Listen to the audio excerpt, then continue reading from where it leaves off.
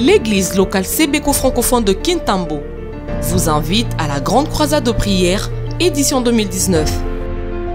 Quand Dieu nous est favorable.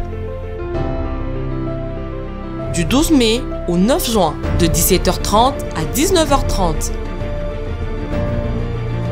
Disposons nos cœurs à chercher le Seigneur par la prière. Cordial bienvenue à tous. Notre Dieu est incomparable. Il est incomparable, il fait des choses inouïes qui dépassent l'entendement humain. Le grand jour s'est levé avec la Pentecôte. La Bible nous parle d'un grand rassemblement. On parle de l'assemblée du désert avec Moïse. Et lors de l'assemblée, tout le monde était au bas de la montagne. Mais seul Moïse est monté au-dessus de la montagne. Il a vu la gloire de Dieu. Les autres entendaient des bruits. Ils ont même eu peur. Ils ont dit, Moïse, que Dieu te parle, pour qu'à ton tour, tu viennes faire quoi? Nous parler.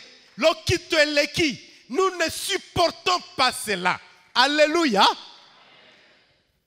Les jours de la Pentecôte, ce n'était pas une personne, mais c'était toute une assemblée. Ce n'était pas Pierre seul ou Jean seul ou je ne sais pas Matthieu seul, non. Mais 120 personnes ont touché du doigt la gloire de Dieu. Ceux-là n'ont pas eu peur comme à l'assemblée du désert. Ceux-là ont été remplis. Si dans le désert, Moïse était rempli seul, dans la chambre haute, tout le monde était comment? Rempli. C'est te dire que c'est un message pour toi. Tu veux dire Amen. C'est un message pour toi. Pour te dire que la Pentecôte n'est pas seulement pour les gens qui se tiennent ici devant. Ce n'est pas pour seulement quelques frères qui ont parlé en langue par-ci par-là et que tu peux entendre. Mais toi aussi. Parce que la promesse est pour toi aussi. Alléluia. Et si nous saisissons ces choses, nous pouvons faire l'expérience des disciples à la première église. Lorsqu'on voit dans Romains chapitre 8, au verset 14 à 17, voici ce qui s'est fait là. Prenez votre Bible. Nous sommes dans Actes, c'est Actes des Apôtres. Actes des Apôtres, au chapitre 8, verset 14 à 17. On parle là de la façon dont on est en train déjà de travailler après la Pentecôte. C'est-à-dire les actes des gens qui étaient avec Jésus. Ou encore les œuvres des apôtres. En fait, on ne devrait pas parler des actes des apôtres. Vous êtes d'accord avec moi? Vous êtes là? On devrait parler des actes du Saint-Esprit. Est-ce que vous entendez ça? On devrait parler des actes du Saint-Esprit. Parce que c'est le Saint-Esprit qui était à l'œuvre. Mais comme l'auteur a voulu que ce soit ainsi, il appelait ça les actes des apôtres. Pour présenter en quelque sorte la part de l'homme. Le fait que l'homme s'est disposé et le Saint-Esprit s'est servi de lui. Alléluia. Ici, il est question de Pierre et Jean. L'Église apprend à Jérusalem qu'il y a un groupe de gens, un village qu'on appelle Samarie, ou une contrée, une province, un territoire de Samarie, mieux une ville, qui a reçu le message. Ils ont reçu la parole. Ces Samaritains qu'on a rejetés. Les apôtres apprennent ça. Et ils disent, il faut qu'on envoie des gens. Ils ont envoyé Pierre et Jean, qui sont allés pour vérifier les choses et rester en contact avec eux. Nous pouvons lire l'histoire pour avoir un peu plus d'idées. Verset 14. Les apôtres qui étaient à Jérusalem ayant appris que la Samarie avait reçu la parole de Dieu, y envoyèrent qui? Pierre et Jean. Ceux-ci arrivaient chez les Samaritains, prièrent pour eux afin qu'ils reçussent quoi? Non, qu'ils reçussent qui? Qu'ils reçussent le Saint-Esprit. Car ils n'étaient pas encore descendus sur aucun d'eux. Ils avaient seulement été baptisés au nom de qui? De Jésus-Christ, du Seigneur Jésus. Alors Pierre et Jean leur imposèrent les mains et ils reçurent quoi? Non, ils reçurent qui? Ils reçurent le Saint-Esprit. Lorsque Simon vit que le Saint-Esprit, c'est Simon n'est pas Pierre, mais quelqu'un d'autre. Il vit que le Saint-Esprit était donné par l'imposition de main des apôtres. Il leur offrit quoi? De l'argent en disant, accordez-moi aussi ce pouvoir, afin que celui à qui j'imposerai les mains reçoive aussi quoi? Non, reçoive aussi qui? Mais Pierre lui dit, que ton argent périsse avec toi, puisque tu as cru que le don de Dieu s'acquérait à prix d'argent. Il n'y a pour toi ni part ni lot dans cette affaire. Voyez-vous, tout celui qui ne craint pas Dieu, tout celui qui veut recevoir le Saint-Esprit pour des fins personnelles, parce qu'il pense qu'il peut s'enrichir, parce qu'il a le don du Saint-Esprit, la Bible dit qu'il n'a ni part, ni quoi? Hein? Il n'a rien à espérer. Tu n'as ni part ni lot dans cette affaire. Car ton cœur n'est pas droit devant le Seigneur. Reprends-toi donc de ta méchanceté et prie le Seigneur pour que la pensée de ton cœur te soit pardonnée s'il est possible. Alléluia. On peut acclamer pour la parole de Dieu. On peut acclamer. Veuillez vous rasseoir. Alléluia.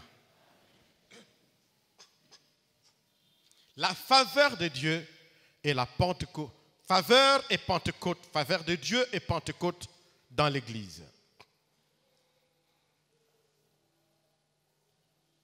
La Pentecôte, comme déjà Dieu avait fait voir cela au temps de Moïse dans le désert. Je faisais allusion tout à l'heure de l'assemblée qu'il y a dans le désert avec Moïse. La Pentecôte, c'est quelque chose qui n'est pas importante, mais elle est plus qu'importante. Elle est indispensable. Dites à votre frère, la Pentecôte est indispensable. Quand on dit indispensable, ça signifie quelque chose dont on ne doit pas se passer. Quand tu te réveilles le matin, quelle que soit la façon dont tu as dormi, tu as fini par te laver, il est indispensable que tu te changes. Tu ne sortiras pas en tenue d'Adam sur la rue. C'est une chose dont tu ne peux pas se passer. Tu dois t'habiller. Alléluia. La nourriture est indispensable dans la vie. Sinon, tu vas faire quoi? Tu vas mourir. C'est indispensable. On ne peut pas se passer de la nourriture. De la même manière, la Pentecôte est comment? Hein? Indispensable. Je ne dis pas qu'elle est importante. Oui, elle est importante, mais plus qu'importante. Et je dis qu'elle est indispensable.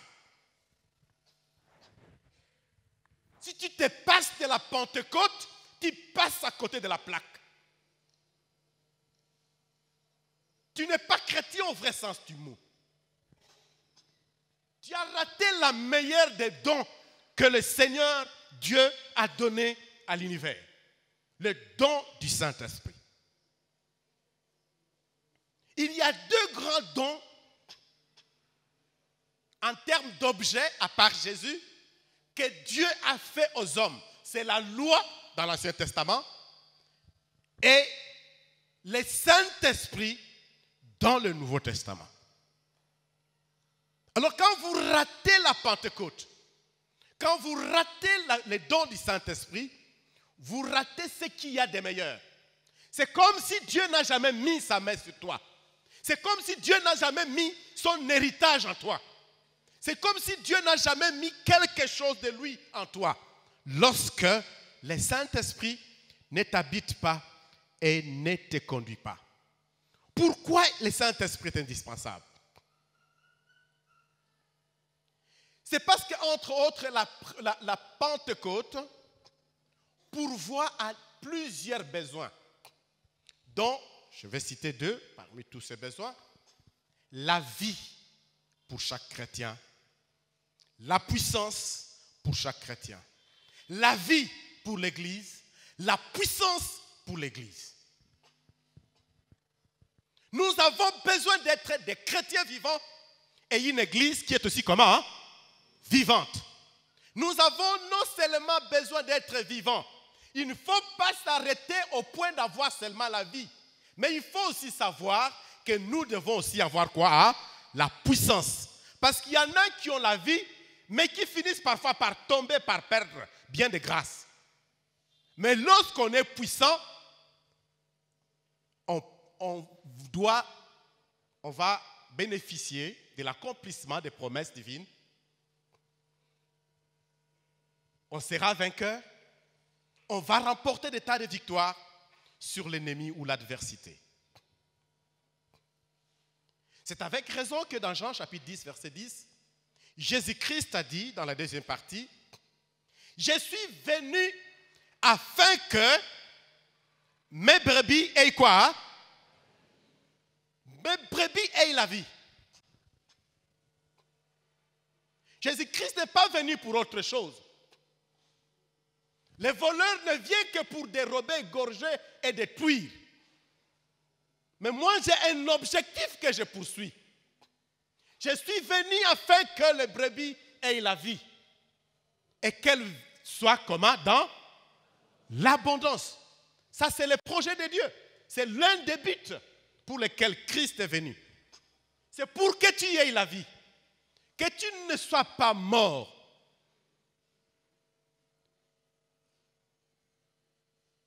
Le temps que je fais à l'église m'a permis de comprendre qu'il y a des gens qui quittent leur maison, qui viennent à l'église et qui rentrent, qui sont toujours les mêmes, de semaine en semaine, de mois en mois, d'année en année. Il n'a jamais fait l'expérience des rencontres personnelles avec Jésus. Il n'a jamais non plus fait l'expérience du baptême dans le Saint-Esprit. Parce que quand on n'a jamais reçu Jésus, on ne peut pas faire l'expérience dans le baptême du Saint-Esprit. L'expérience du baptême dans le Saint-Esprit est conditionnée par le fait de recevoir d'abord Jésus comme Sauveur et Seigneur. Amen. Vous êtes là? Si tu n'as jamais reçu Jésus comme Sauveur et Seigneur, il n'y a pas de salut. Il n'y aura jamais de baptême du Saint-Esprit pour toi. Ça ne se fera pas. Et c'était le problème avec l'assemblée du désert, des Hébreux dans le désert. Ils ne connaissaient pas Dieu personnellement, chacun à ce qui les concerne. Il n'y a que Moïse qui avait la connaissance de Dieu et quelques membres de l'assemblée. Les autres étaient là en train de partir petit à petit. Ils ne pouvaient pas avoir droit à cela. Et Moïse était le seul digne de faire l'expérience de la Pentecôte dans l'Ancien Testament. Exode chapitre 19. Lisez cela. Si vous pouvez bien comprendre l'histoire, commencez au chapitre 18, puis lisez tout le chapitre 19. Vous serez édifiés de comment le Kitoana et Kitaki et comment Dieu s'est manifesté. Je parlais de deux choses. La vie et quoi? La vie et la puissance. Quand nous parlons de la vie, tout commence par le fait qu'on a reçu Christ comme Seigneur et Sauveur. C'est la conversion. C'est la preuve que la personne a la vie. Tu es converti. Mais aussi le fait d'avoir le fruit du Saint-Esprit. C'est la preuve que tu as la vie en toi. Si tu n'as pas le fruit du Saint-Esprit, ça signifie qu'il n'y a pas encore la vie. C'est la mort. Je me souviens qu'au début de ma vie chrétienne, il m'arrivait de passer parfois toute une heure de prière en train de prier que sur Galates chapitre 5. Le 2 ou 3 versets là qui parlent des fruits du Saint-Esprit. Et après, je parle de fruits de la chair pour les combattre dans ma vie. Je prenais des heures sur ça.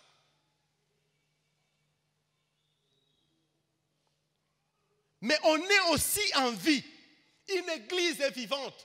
Il y a des choses qui sont là, je les ai mis à la fois pour l'église et pour les chrétiens. Quand on est en vie, on peut jouir de la communion avec Dieu par la prière et la méditation de la parole. On peut jouir de cette communion. Le Seigneur nous réclame, nous demande de pouvoir le chercher, d'être en communion avec lui. Mais aussi, quand on est en vie, on peut faire l'expérience du baptême dans le Saint-Esprit. Quand on est en vie, on peut participer, comme c'est le cas avec l'Église, dans l'exercice des 5 ministères. Il y a des dons que Dieu a donnés à l'Église et des dons que le Saint-Esprit donne aux membres de l'Église. Les dons spirituels, le Saint-Esprit les donne aux chrétiens membres de l'Église pour l'édification des uns des autres. Mais les dons, ce sont plutôt les ministères, ce sont des dons qui sont des personnes humaines. Apôtres, prophètes, ce sont des êtres humains.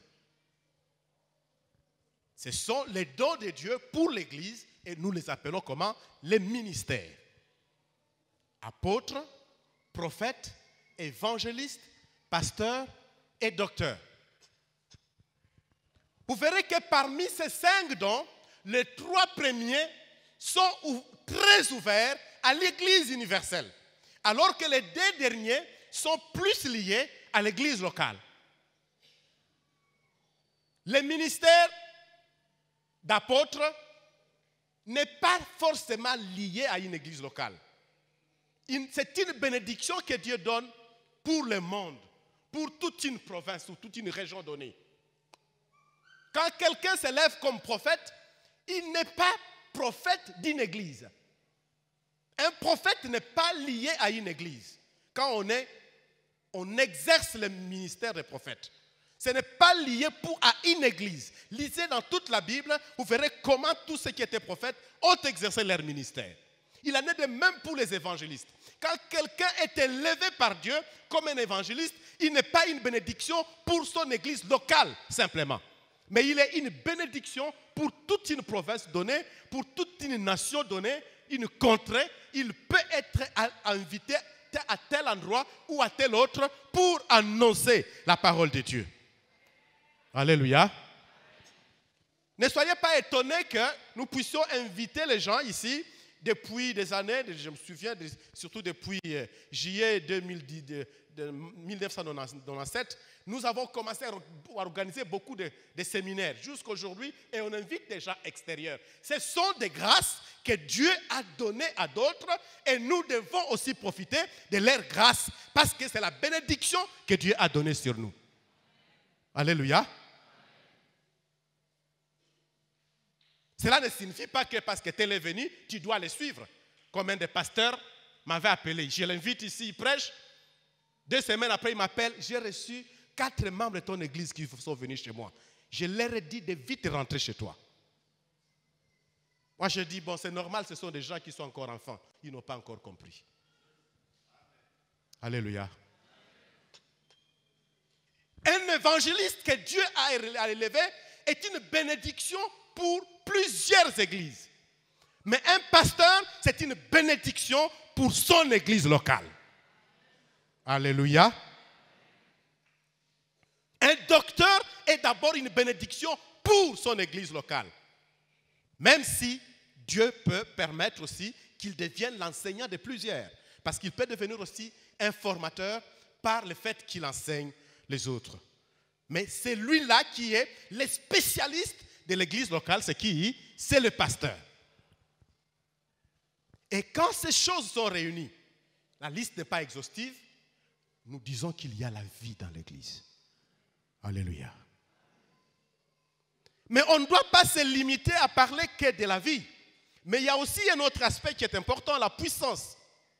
Être chrétien ou être une église n'est pas seulement synonyme d'avoir la vie, d'être vivant, mais d'être aussi comment? Puissant. Voilà pourquoi Jésus-Christ dans les Actes des Apôtres a dit, vous recevrez quoi? Une puissance. Il a dit, vous recevrez une vie. Est-ce que vous êtes là? Il avait dit que vous recevrez une vie. On a déjà la vie. Et la puissance est donnée à celui ou à ceux qui ont comment? La vie. Mais ce qui manque, c'est qu'il faut donner pour compléter et qu'on soit, pour compléter dans le sens d'être complet, je pense. Vous comprenez ce que je veux dire? C'est quoi? C'est la puissance. Et Jésus dit, vous recevrez une puissance. Autrement dit, vous deviendrez comment? Puissant. Et vous serez mes témoins. Jamais on peut devenir témoin pour aller travailler qu'avec sa vie. Non. On agit comme témoin parce qu'on a la vie et on a quoi aussi? La puissance. Quand on est témoin, on n'est pas quelqu'un de faible. Quand on est témoin selon la volonté de Dieu, on est devenu quelqu'un qui est comment? Puissant pour accomplir des choses. Parce qu'on aura affaire à l'adversité qui devra s'opposer sur notre chemin. On aura affaire à plusieurs difficultés sur le terrain, mais avec la force qui est à nous, nous pouvons toujours nous servir de l'héritage que nous avons reçu, qui est contenu dans ce livre, qui se trouve être le testament de notre Seigneur qu'il nous a donné, plein de promesses. Nous pouvons les réclamer et voir ces promesses se réaliser. Alléluia. C'est pour cette raison aussi, il y a toute une loi qui était dictée par Dieu. Dans le psaume chapitre 68, verset 29, Dieu dit, quoi? Ton Dieu ordonne quoi? Que tu sois puissant. Ton Dieu ordonne que tu sois puissant. Et je vais te dire, mon frère, ton Dieu ordonne que tu sois puissant. Ma soeur, ton Dieu ordonne que tu sois puissant. Tu es trop faible, tu dors, tu rêves trop souvent. Mais ton Dieu ordonne que tu te réveilles. Pas à la manière d'humain. Je vais te dire, réveillez-vous. Amen. Non pas à la manière des partis politiques, mais je vais dire, réveillez-vous. Alléluia. Réveillez-vous et ton Dieu t'ordonne que tu sois comment? Puissant. C'est la volonté de Dieu. Que tu sois puissant, ton Dieu t'ordonne. Et les signes de la puissance. D'un côté, on a parlé de la présence, de la communion avec Dieu. Mais lorsqu'on est puissant, non seulement qu'on est en communion avec Dieu, parce que là c'est la vie, mais quand on est puissant, on jouit de la présence de Dieu. Alléluia. Alléluia. Quelqu'un qui est vivant va se réjouir parce qu'il est en communion avec Dieu. Il lit la parole de Dieu. Il peut écouter, il peut recevoir de l'inspiration de ce qui est écrit dans la parole. Mais celui qui est puissant parce qu'il marche avec Dieu et qu'il est rempli du Saint-Esprit, il jouit de la présence active de Dieu. Il peut ressentir que Dieu est là. Dieu lui parle. Dieu intervient. Nous nous sommes retrouvés un jour quelque part avec des pasteurs, que des pasteurs. Alors, l'un de nous a amené une sœur. Il dit, cette sœur vit en Europe, elle doit voyager, il faut qu'on puisse prier pour elle. Qu'on la remette entre les mains de Dieu, que Dieu la bénisse. Elle n'a pas encore d'enfant et puis voilà, on doit la bénir. Tout le monde s'est levé là, avec courage et zèle. L'Esprit me dit, vous ne devez pas le faire. J'ai dit à tout le monde, attendez d'abord. Bon, comme ce sont des pasteurs, ils se sont restés calmes. J'ai dit, asseyez-vous d'abord, attendez. Non, ils étaient restés debout. J'ai posé une question à la sœur. Quel est le plus grand événement qui a dérangé ta vie? Elle a commencé à pleurer. Juste une question. Je repose la question. Quel est le plus grand événement qui t'a dérangé, toi, et dans ta relation avec ton mari? C'est les pleurs. Elle a continué à pleurer. Et quand elle a répondu, une autre question est posée, elle a continué à pleurer, on a arrêté. Un autre pasteur a pris le relève pour la cure d'âme, devant tout le monde. Il fait la cure d'âme, Il y en a qui sont sortis, qui se déambulaient. Et après, on est revenu prier pour la sœur. C'était là son problème. Mais il fallait que le Saint-Esprit nous guide. Alléluia. Il y a des choses que nous faisons par précipitation. Il y a des choses que nous faisons par habitude. Il y a des prières que nous faisons parce que nous pensons qu'il faut prier. Mais il y a des moments où nous devons prier parce que le Saint-Esprit nous guide. Il y a des temps où nous devons prêcher, pas parce que nous avons l'habitude, mais parce qu'il y a l'Esprit de Dieu qui nous accompagne. Il y a des choses que nous devons poser comme action, mettre la main sur quelqu'un, pas parce que j'en ai l'habitude, mais parce que l'Esprit me pousse à le faire. Et ça, c'est la part des gens qui jouissent de la puissance de Dieu. Alléluia. C'est très important. Lorsqu'on est puissant, on va faire l'expérience et la vie du surnaturel. Le soir, on va parler du surnaturel.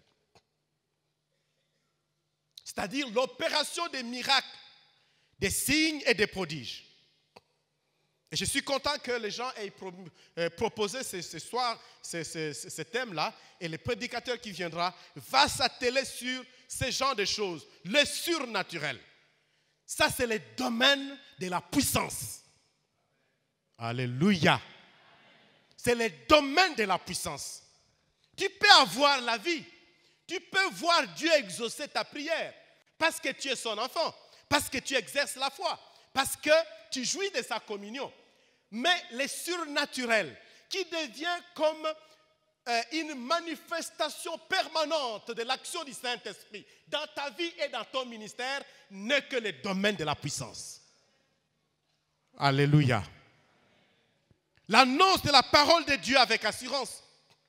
Quand on prêche la parole avec assurance, ça c'est prêcher avec puissance. Comme l'apôtre Paul disait à Timothée, que l'occasion soit favorable ou non. Fais quoi? Hein? Prêche l'évangile. Prêche l'évangile. Timothée était un homme de nature timide. Mais grâce au message de l'évangile, grâce au don du Saint-Esprit, il a cessé d'être timide et il a commencé à parler. Alléluia. Je suis né timide ma vie entière. Ceux qui me connaissent savent. Très timide. Quand je me mets devant 10 personnes pour parler, je tremblais. Ou même je parle comme quelqu'un qui pleure. Pourquoi? Parce que je suis né timide et en plus je suis né dans une ferme, grandi dans une ferme. Jusqu'à l'âge de 17 ans. Je ne savais pas aussi bien parler. J'avais des problèmes. Parce que très souvent je restais seul à la maison et les parents étaient dans leur histoire. Mais grâce à Dieu, grâce à l'Esprit de Dieu, grâce à la ligue pour la lecture de la Bible, j'ai changé. Alléluia. J'ai changé. Et j'ai appris à parler devant les gens parce que l'Esprit m'a donné la grâce. Les ailes à prêcher l'évangile, c'est aussi la part de ceux qui ont la puissance. L'écoute active de Dieu. Savoir écouter Dieu de façon active. J'aime bien le passage de Actes chapitre 13, verset 2. Où il est dit, lorsqu'il s'est jeûné et prié, qu'est-ce qui s'est fait? Le Saint-Esprit, aïe, aïe. Acte chapitre 13, verset 2. Ah, répondez cette fois. Pendant qu'ils servaient le Seigneur dans leur ministère et qu'ils jeûnaient, le Saint-Esprit,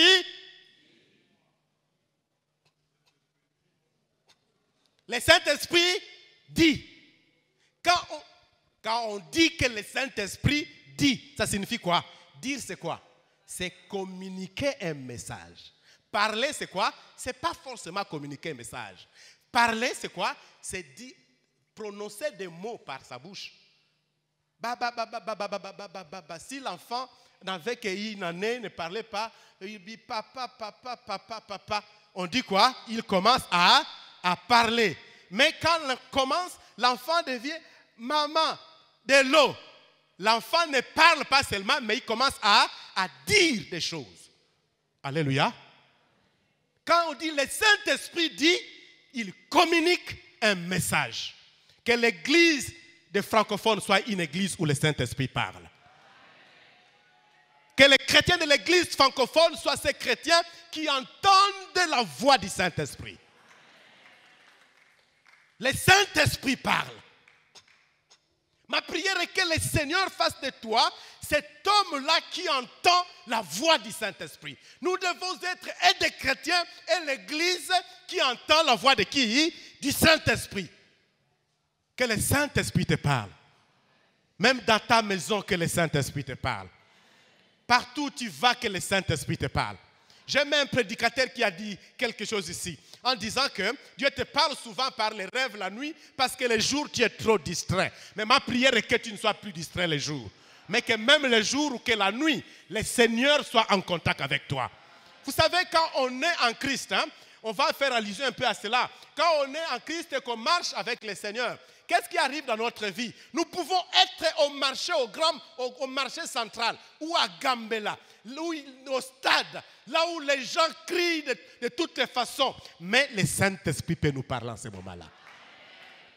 C'est-à-dire que les conditions qui nous environnent n'influencent pas notre communion avec Dieu. Ça n'influence pas notre relation avec Dieu. Le Seigneur est là, il me conduit. Que ce soit au milieu des vagues de la nuit, que ce soit au milieu de la tempête, que ce soit au milieu des brouhaha d'un stade, le Seigneur est en communion avec moi. Il peut me dire quelque chose. J'écoute, je reçois pas sa parole et je peux lui répondre. Alléluia. Le Seigneur est là. Et nous avons besoin d'expérimenter toutes ces choses dans notre vie. Écoutez le Saint-Esprit. Qui est celui qui doit s'opposer à l'action de l'Esprit dans ta vie? Quelles sont ces circonstances qui doivent t'empêcher d'écouter Dieu? Il y en a qui rentrent, télévision et zawana, on kanisa kota katina kacha télévision. Tellement que moi naza awa ozo benga ye. Fiston, oh. Oui papa. Pona nini? Tellement distraction. Et même baboti ozo benga mutu au kanisa koti na kacha télévision. Il est bon que nous ne puissions pas perdre ces choses. Le vécu permanent de la Pentecôte, c'est la part que Dieu donne à l'Église, mais aussi à chaque chrétien d'entre nous. Voulez-vous dire Amen? Je pense que l'état technique va nous aider à aller rapidement. Vous-même pouvez aussi lire. Lorsque nous prenons dans Actes chapitre 2, c'était déjà lu au début du culte. Pour ceux qui étaient venus en retard, bon, on ne va pas revenir. C'était lu, c'était tout. Le pasteur avait lu ce passage de Actes chapitre 2. Ça suffit. Actes chapitre 2 parle de la Pentecôte. Moi, je prends seulement les versets 3 et 4. Voici ce qui est dit. Des langues semblables à des langues de feu leur apparurent, séparées les unes des autres, et se posèrent sur chacun d'eux. C'était où c'est? Dans la chambre haute. Verset 4. Et ils firent tous comment? Remplis du Saint-Esprit. Et pour preuve, ils se mirent à parler en d'autres langues selon que l'Esprit leur donnait de s'exprimer. Ça, c'est quelle Pentecôte? par rapport à la Bible, c'est la deuxième Pentecôte, ou même peut-être la troisième, mais je vais mieux dire, par rapport au Nouveau Testament, c'est la première Pentecôte. Alléluia. C'est la première Pentecôte. Il y a des gens comme Élie et Élisée qui ont fait des expériences personnelles qui permettent de dire qu'ils ont vécu la Pentecôte dans l'Ancien Testament. Mais tel n'est pas le sujet du jour. Alors, là, c'est la première Pentecôte. Mais regardez, ces gens qui ont expérimenté cette Pentecôte n'étaient pas finis à cette première expérience. Si une Pentecôte suffit, les baptêmes d'eau, la Bible dit quoi? Un baptême suffit. C'est ça, n'est-ce pas? Il faut combien de baptêmes? La Bible nous dit que nous avons besoin d'un seul baptême, n'est-ce pas? C'est ce que la Bible dit. On n'a pas besoin de plusieurs baptêmes. J'ai été baptisé dans l'eau. Je connais les conditions par lesquelles j'étais baptisé. Je sais. Il y a des gens qui m'ont raconté des choses à gauche, à droite, à toi, baptême wana, ndengozwa kiyango, ezabino tout ça. Moi, je dis, boko yebisa mutu mususu, boko convaincre mutu mususu. Depuis mon jeune âge, j'ai dit aux gens, je ne renierai jamais mon baptême. Jamais. La nuit qui a précédé mon baptême, j'étais dans le temple, il faisait tout noir. J'ai dit aux amis, allons prier. Nous sommes entrés dans le temple. Chacun devrait être dans son coin. Je me suis mis à prier. J'étais jeune, 11 ans. J'ai été baptisé. Comment tu vas venir me raconter des choses? Je sais comment j'ai été baptisé. Je sais même comment je suis entré dans l'eau, comment j'ai eu des yeux ouverts dans l'eau quand on m'a baptisé. Je n'avais pas fermé les yeux. Je connais tout ça. J'ai prié pour que Dieu me bénisse. La veille de mon baptême, parce que chez nous, on donnait les œufs, il faut payer ça. Mais ça, maki.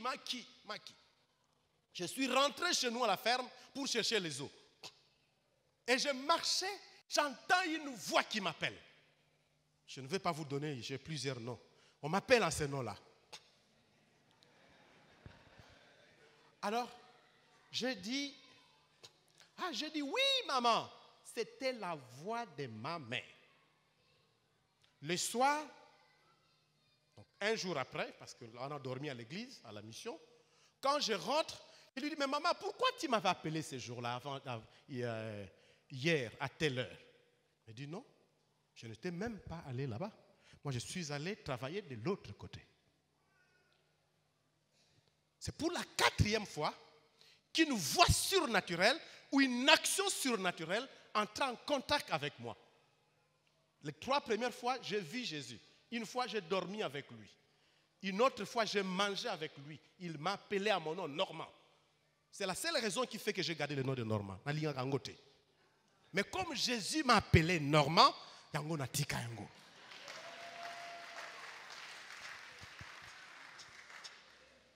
Alléluia. Allons vite. Actes chapitre 4. Au verset 31, on nous présente une autre expérience. Les apôtres sont entrés dans la peur. Ils ont peur de la menace extérieure. Qu'on nous affiche le texte. Ils ont peur de tous et ils ont prié. À la fin de leur prière, voyez le verset 31. Quand ils eurent fait quoi? Prié, le lieu où ils étaient assemblés fit quoi? Trembla. Et ils firent tous comment? Remplis du Saint-Esprit. Alléluia. Qui sont ceux-là? Ceux qui ont fait l'expérience de la première Pentecôte. Vous êtes là?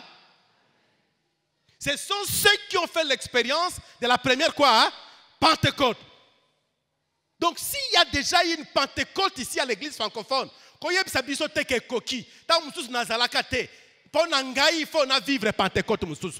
Hein, frère Amos, bino bo batu akala kala. Papa mpona bino batu akala. Hein? Oh, ceux qui Pentecôte et Zalaki, j'ai besoin encore d'une Pentecôte aujourd'hui. Et j'en aurai encore besoin demain. J'en ai besoin. J'ai besoin de la Pentecôte. Alléluia. C'est important. Comment ces gens qui étaient remplis comme jamais dans l'histoire d'une humaine, toutes les promesses qui ont été données par les Joël et par d'autres s'accomplissent en eux. Mais Elokwana est coquité. C'est comme si elle coquité. Elle a besoin de la calamité. Ça faisait peut-être quelques mois encore Pentecôte. Alléluia. Quand Dieu fait des choses comme ça, c'est pour que tu sois puissant.